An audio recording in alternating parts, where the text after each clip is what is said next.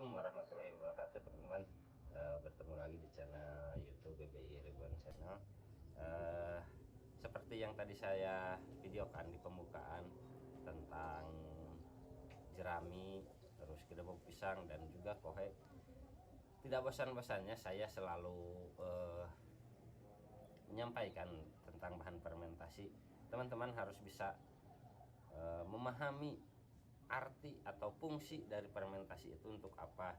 Jadi fungsi dari si ketiga bahan itu mempunyai fungsi masing-masing, antara lain jerami sebagai penggembur tanah, karena di dalam masa budidaya belut itu bukan 1 atau 2 minggu, itu minimal memerlukan waktu 4 bulan. Nah, ketika teman-teman tidak menggunakan jerami, maka si media akan keras, dikhawatirkan akan keras. Dan gedebok pisang fungsinya itu sebagai penumbuh pakan alami, yaitu cacing. Cacing yang tumbuh dari gedebok pisang itu antara lain seperti lambricus, ANC, dan banyak lagi. Kalau di Bandung mah dinamakan cacing giras di sini itu. Dan yang ketiga adalah kohek. Kohek itu fungsinya sebagai perangsang cacing yang tumbuh dari gedebok pisang. Nah, di dalam fermentasi ada 2 metode teman-teman. Pertama fermentasi aerob, yaitu fermentasi basah. Jadi si ketiga bahan itu antara jerami, gedebok pisang, dan kue itu kita rendam, tetapi tidak 100% terendam, jadi menggunakan air. Dan yang kedua adalah fermentasi anaerob. Fermentasi anaerob itu fermentasi kering, jadi si ketiga bahan itu dimasukkan ke suatu wadah atau tempat, ditutup rapat.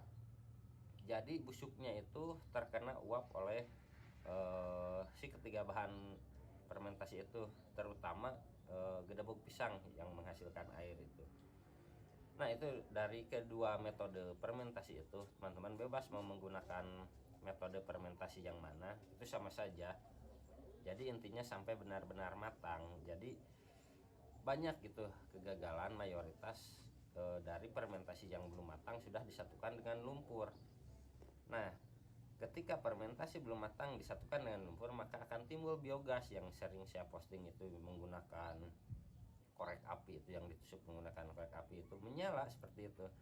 Jadi ketika fermentasi benar-benar sudah matang, cirinya itu ketika dikepal tidak mengembang dan sudah tumbuh banyak cacing.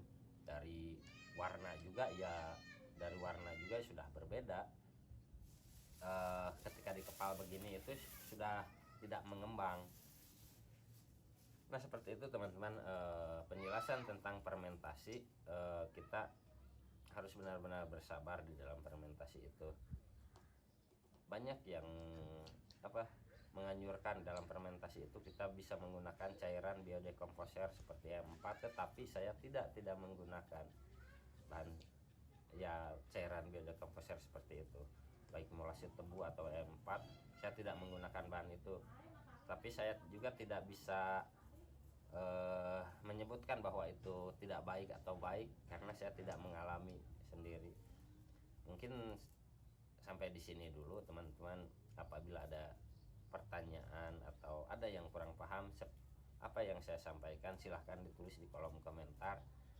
Insya Allah di sini dijawab semuanya. Kita terus gali tentang cara budidaya belut ini sampai benar-benar kita menemukan treatment yang tepat di dalam budidaya belut itu. Baik, wassalamualaikum warahmatullahi wabarakatuh.